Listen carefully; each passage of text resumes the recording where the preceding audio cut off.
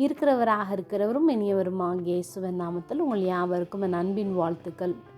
துதித்தலே இன்பமும் ஏற்றதுமாய் இருக்கிறது.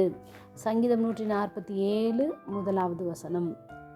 கர்த்தரை துதியுங்கள், நம்முடைய தேவனை கீர்த்தனம் பண்ணுகிறது நல்லது. துதித்தலே இன்பமும் ஏற்றதுமாய் இருக்கிறது.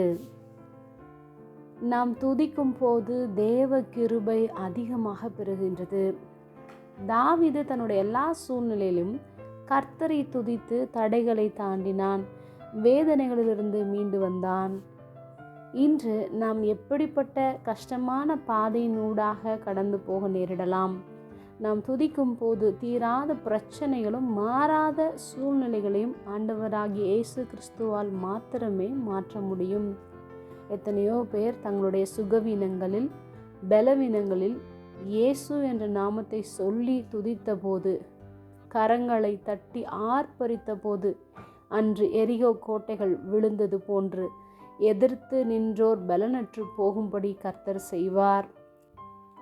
இதுவரை பெறாத ஒரு தெய்வீக சுகத்தை பெற்றுக்கொண்டு ஆவியிலும் சரீரத்திலும் ஒரு மெய்யான விடுதலையை அனுபவிக்க முடியும்.